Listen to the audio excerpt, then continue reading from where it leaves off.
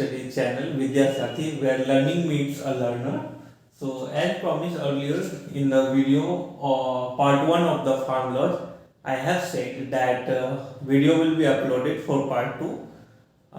If you like the video, please share, subscribe, and do press the bell icon to get the regular updates about my videos.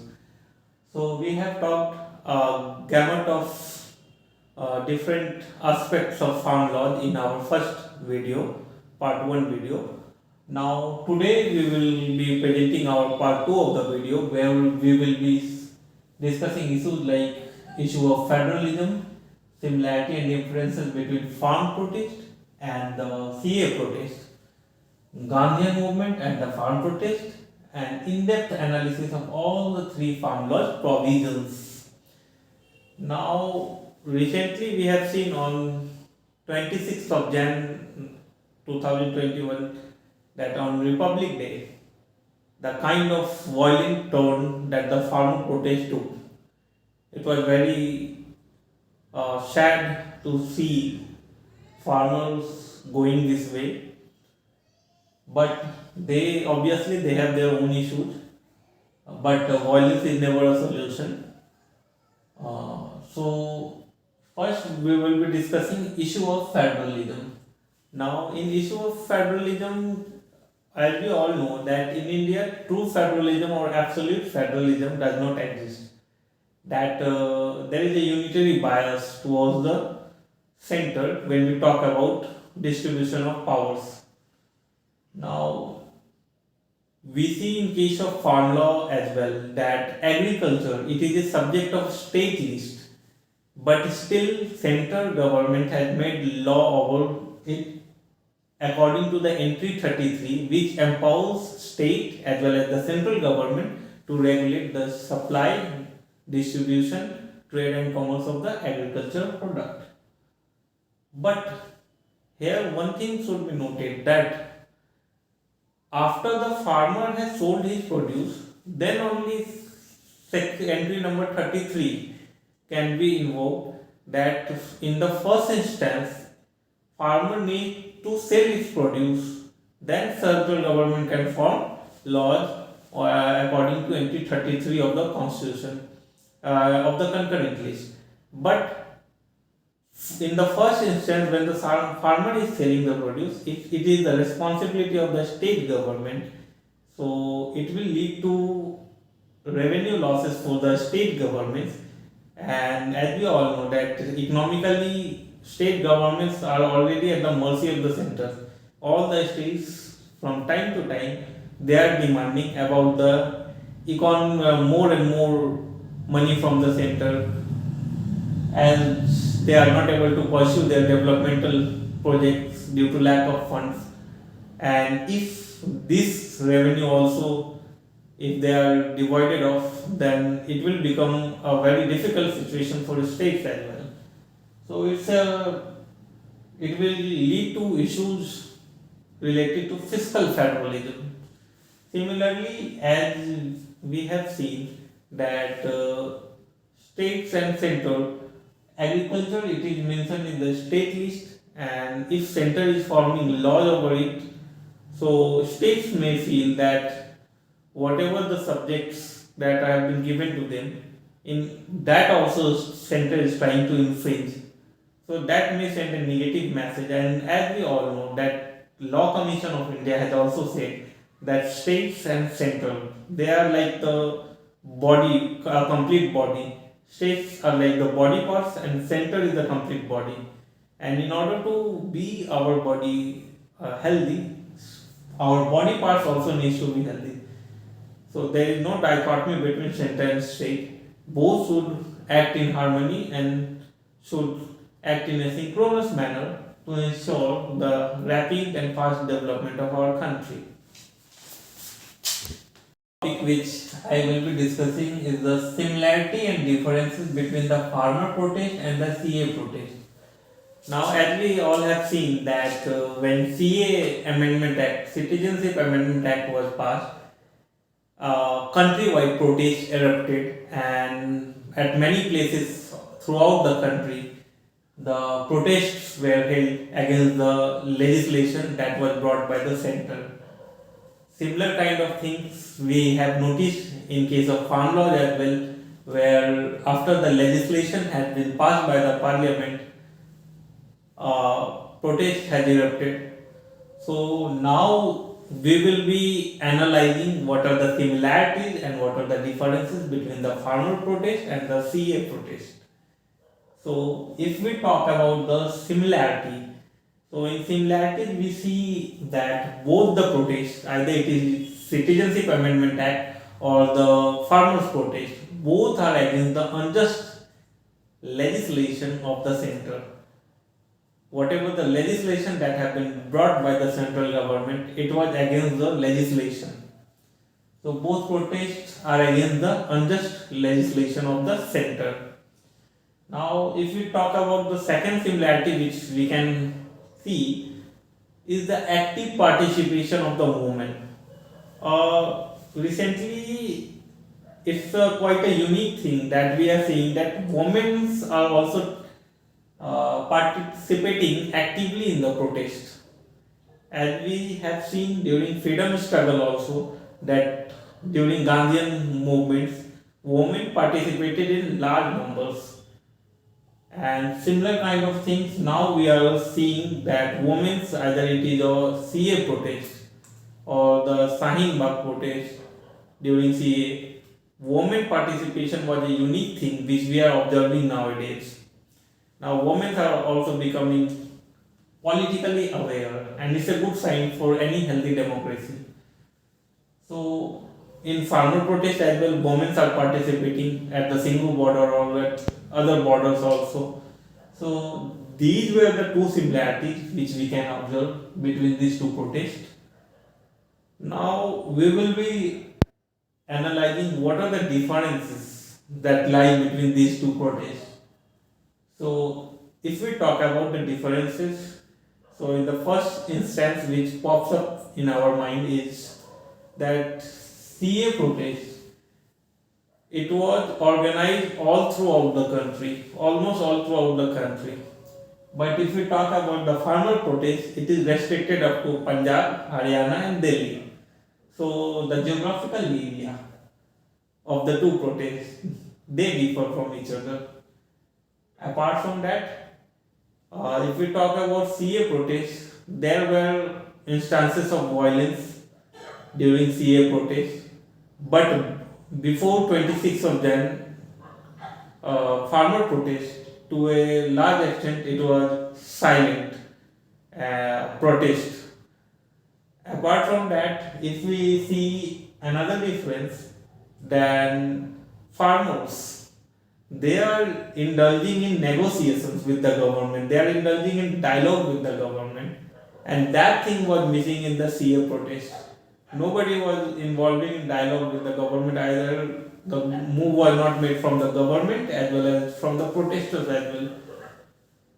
Another difference, if we can see, is that CA protests, there was no leader. It was a leaderless movement.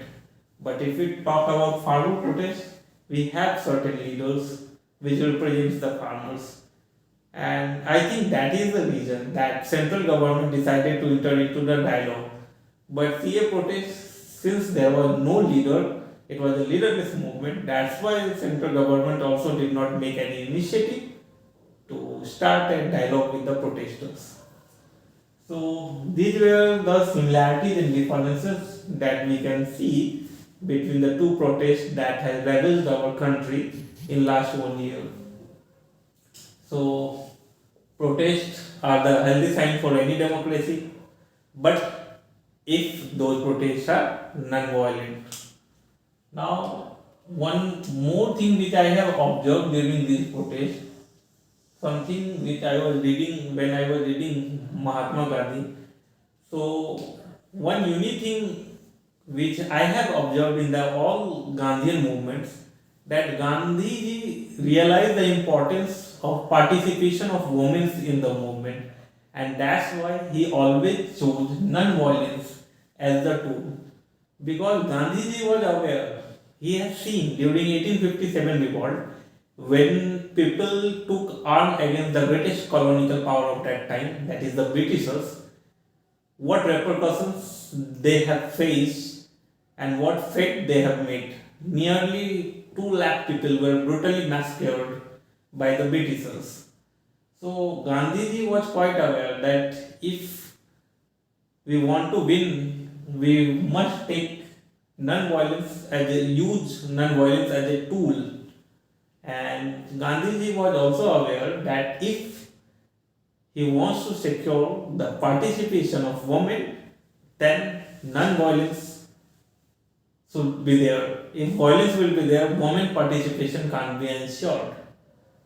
Similar kind of things we have seen during these two protests also, where women participation is there, and at those places where women have participated, not a single instance of violence is there. So, one similarity which I can see is the women participation is due to peace and non-violence that we have seen during Gandhian movement as well. And Gandhiji was very foresighted person. He knew that without the participation of the women folk, it is not easy for anyone or for any political party to free India, because he knew when the half population of the country they are not politically aware, then it will be very tough to make any movement successful. And that's why he always preferred to use non-violence in his movement. And we have seen that during non-cooperation movement, when a single incident of violence happened, how Gandhiji suspended the movement. All people were criticizing Gandhiji, but still he knew that if violence will be used, what fate it is going to meet. Now we will do the in-depth analysis of the all three farm laws provisions. So the first thing we will be doing Farmers Produce Trade and Commerce Promotion and Facilitation Act 2020. Now in this section we will be doing the in-depth analysis. What are the provisions that are there in the laws and what are the opposition that is being made by different stakeholders that are involved in the law. So going first, what are the provisions? So the first provision of this law is to create an ecosystem where the farmers and the traders have the freedom to sell and purchase their produce outside the designated APMC mandis which were formed under the APMC Act.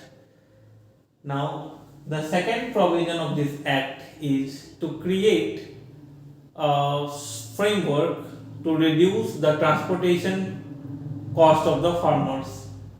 And the third provision of this law is to promote interstate as well as intra-state trade and commerce, which is also mentioned in Article 301.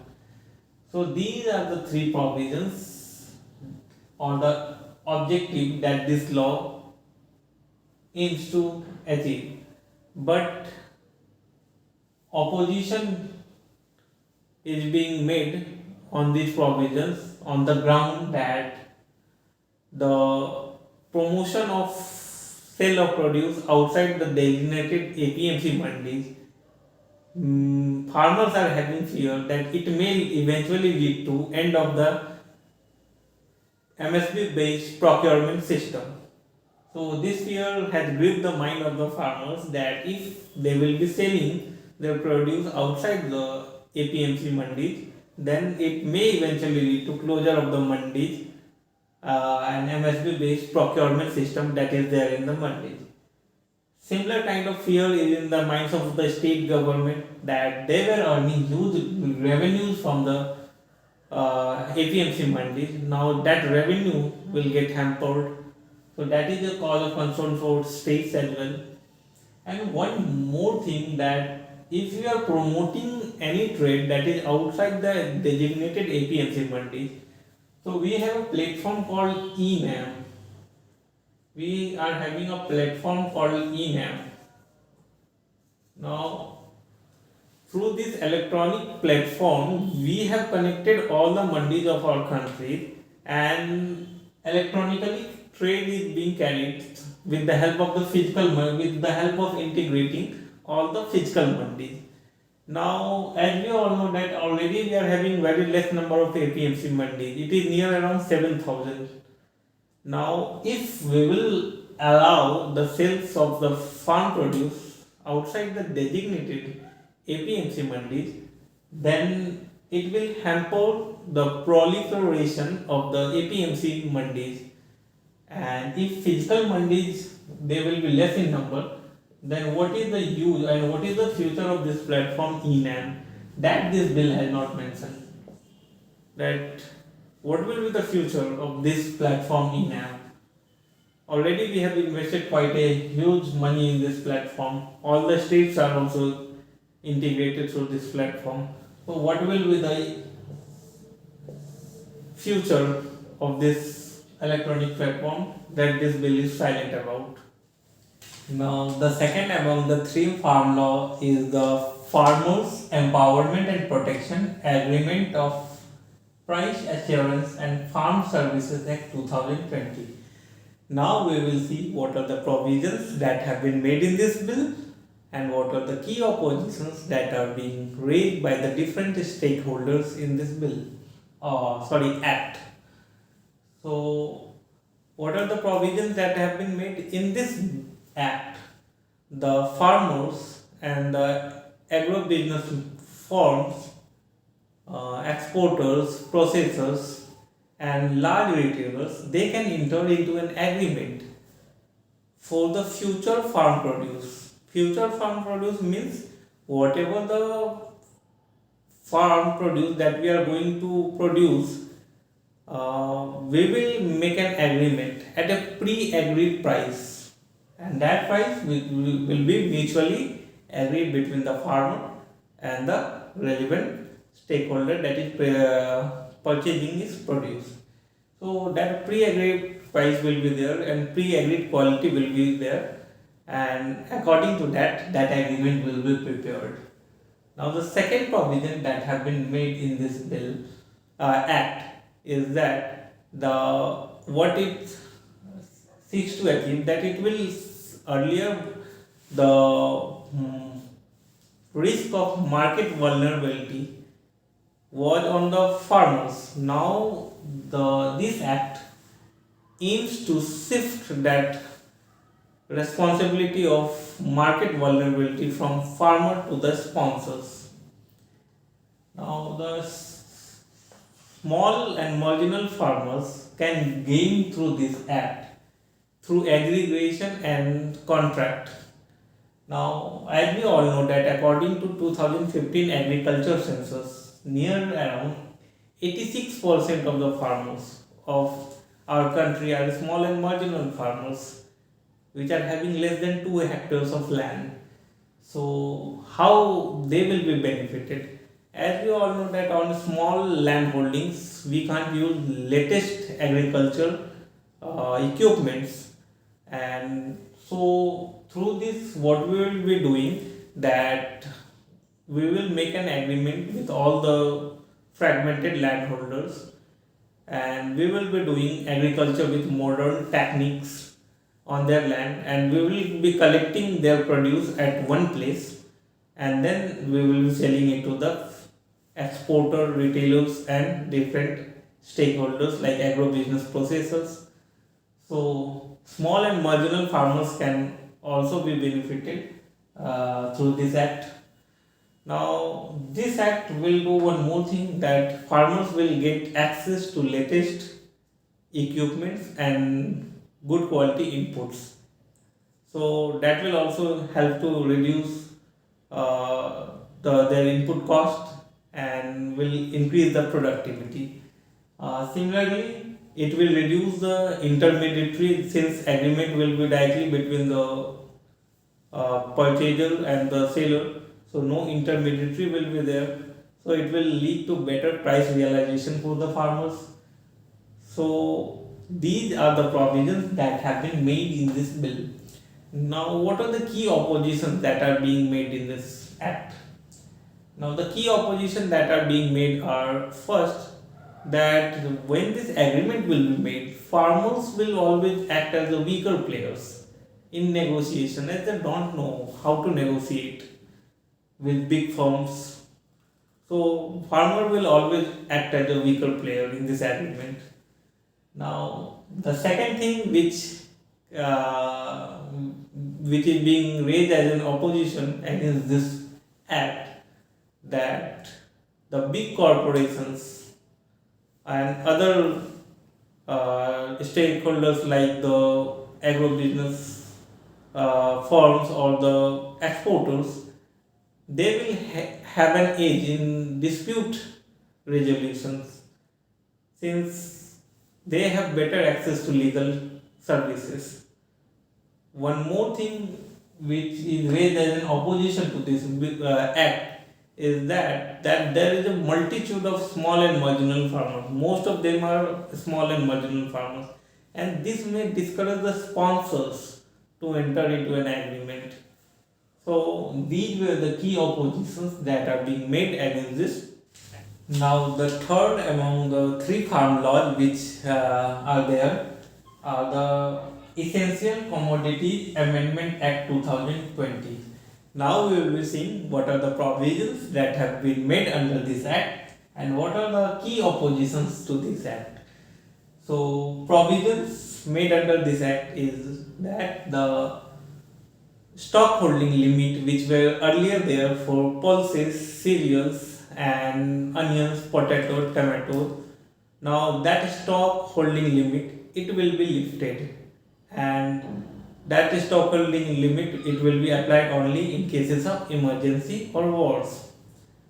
Now the second thing which is made under this act is that it will attract the private investment in this sector since private players were not investing in our agriculture due to excessive regulation, and this excessive regulation was pointed out in our economic survey also that due to this act government itself has become the largest hoarder of the things.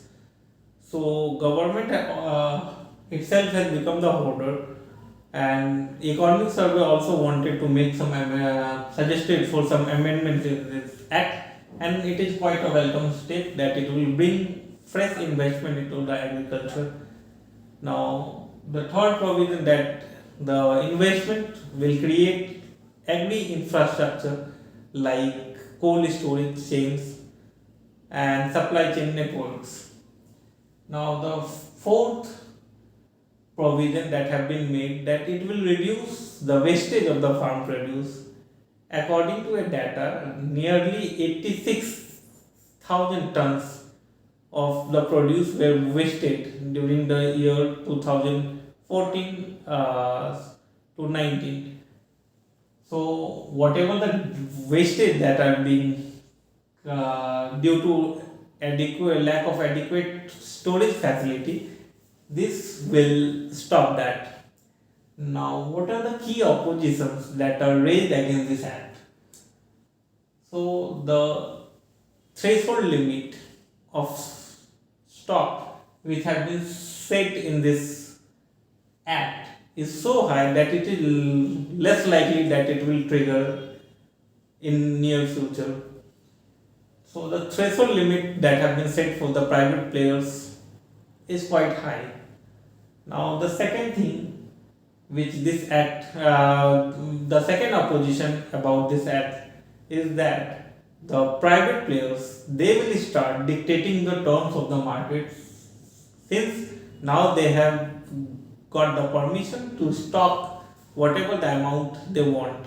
So they will start dictating the terms of the market, and it may lead to poor price realization for our farmers. And the third thing that this act opposition that are being made about this act is that if you have lifted the cap, now any amount of storage the private players can do, and it might lead to black marketing and volatility in the market and higher prices in the market.